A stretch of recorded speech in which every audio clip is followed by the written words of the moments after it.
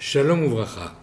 Cette semaine, nous lirons la parashat Shoftim, dans laquelle la Torah nous donne les règles concernant le roi que nous demanderons de placer à la tête du peuple.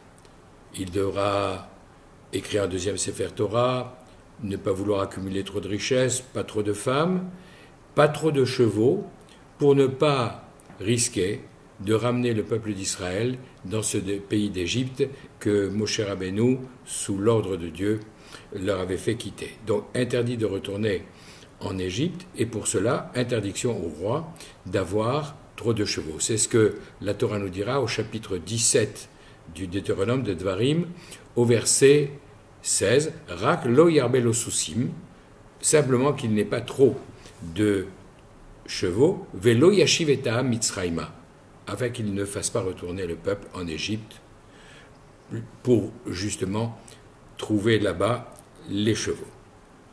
À ce propos, nous verrons dans 15 jours environ, dans la Gemara Souka, ce verset évoqué.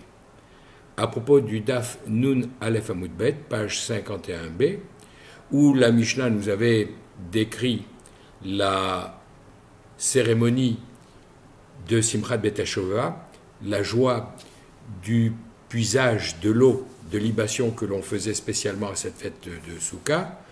Et la Gemara vient dire qui n'a pas vu cette joie, n'a jamais vu de joie dans sa vie. Qui n'a pas vu la beauté de Jérusalem, n'a jamais vu quelque chose de beau.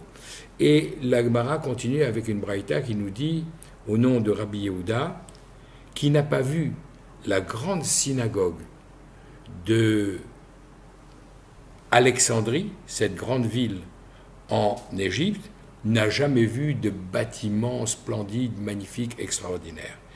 Cette synagogue avait la capacité de 2 fois la population qui est sortie d'Égypte, nous dit la Gemara. 1 200 000 personnes pouvaient s'y asseoir. Peut-être être un peu exagéré, mais pour montrer la grandeur de cet édifice, où il y avait tout autour 2 colonnes, 2 rangées de colonnes pour soutenir le toit de cette bâtisse énorme, et il y avait du côté du Echal 71 sièges en or pour que les anciens puissent s'y asseoir, à l'instar du Sanhédrin Agadol, du grand Sanhédrin qui se trouvait dans le temple de Jérusalem. Cette synagogue était tellement grande qu'au milieu, il y avait une bima, une estrade en bois, sur laquelle se trouvait le shamash de la synagogue avec un drapeau, et c'était tellement grand qu'on ne pouvait pas entendre dans n'importe quel endroit de cette synagogue ce que disait le Chadazan. Alors quand il fallait répondre Amen à une bénédiction ou au Kaddish, le shamash remuait le drapeau, et ainsi toute la communauté pouvait, grâce à cet indice visuel, dire Amen. Il y avait une autre caractéristique dans cette synagogue, c'est que les gens n'étaient pas assis n'importe comment, mais au contraire, organisés par corporations professionnelles. Dans un coin, il y avait les orfèvres, ailleurs ceux qui travaillaient l'argent, là ceux qui travaillaient l'étain, ici les tailleurs, là les tisserands, et ainsi, cette organisation était voulue. Pourquoi ? Parce que si un étranger ou si un pauvre ou un chômeur venait dans cette synagogue à la recherche d'un emploi, il savait exactement dans quelle direction aller chercher une place pour pouvoir avoir contact avec ses coreligionnaires de la même profession qui s'empressaient naturellement de lui trouver une parnassa, une subsistance pour lui et pour sa famille.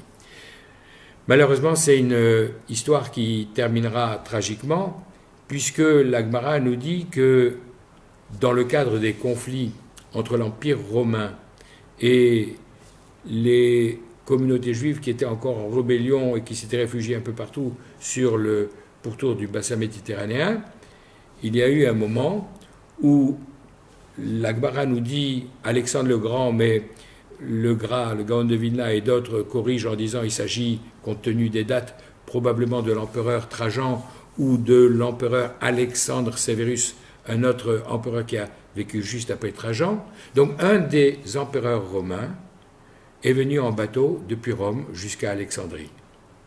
Et il a été étonné parce qu'il a mis simplement 5 jours de traversée, alors qu'il avait prévu d'en mettre 10. Il avait bénéficié de vents exceptionnels. Et quand il est arrivé, il les a trouvés en train de lire ce verset que l'on trouve dans la paracha de Kitavo, car je susciterai contre toi un peuple qui sera aussi rapide que l'aigle pour fondre sur toi. Et comprenant que ce verset était un présage, un signe pour lui, il n'a rien trouvé de mieux que de massacrer cette communauté extraordinaire d'Alexandrie, tellement nombreuse, tellement bien organisée, tellement riche, tellement prospère, mais parce qu'elle avait oublié de respecter ce commandement, ce verset que nous allons lire cette semaine. Rak lo yarbel osusim, simplement le roi ne devra pas multiplier le nombre de ses chevaux, ou même s'il ne s'agit pas de chevaux, velo yashiv et ta'am mitzrayma. Le peuple n'a pas le droit de revenir en Égypte. Et la Gemara nous dit, parce qu'ils ont transgressé cette interdiction, ils ont eu cette fin fatale. Alors pour ne pas rester sur cette note négative, je dirais qu'il suffit de continuer de tourner la page pour voir la promesse de la réalisation de toutes les prophéties, de l'avènement du Mashiach. D'abord, Mashiach ben Yosef, qui aura une fin tragique, si bien que, comme on l'a déjà évoqué, Mashiach ben David priera pour qu'il n'ait pas la même fin, et Dieu lui dit, tu es mon fils, je t'ai créé, demande-moi ce que tu veux, il dira, je te demande simplement la vie. Et donc, juste après, on nous dit que Akadosh Baruch Hu, l'Atid Lavo, dans les temps à venir, le Saint béni soit-il, prendra ce Yetzer Hara, celui qui nous a incité à fauter et contre lequel nous avons dû lutter pour résister et obéir au commandement de Dieu. Akadosh Baruch Hu, qui lui avait donné sa vitalité, le prendra, et devant les yeux des tzadikim et des rechaïm réunis, il viendra lui faire la shrita pour séparer les 2 premières lettres de son nom, sa mère même, l'élixir ou le poison, de Aleph Lamed, les 2 lettres qui sont la vitalité qui lui proviennent de la divinité, lui faire la shrita, donc séparer cette force motrice pour qu'il soit complètement neutralisé, et ce sera l'avènement de Mashiach Tzidkenu et la résurrection des morts, où nous retrouverons tous les êtres chers qui ont disparu.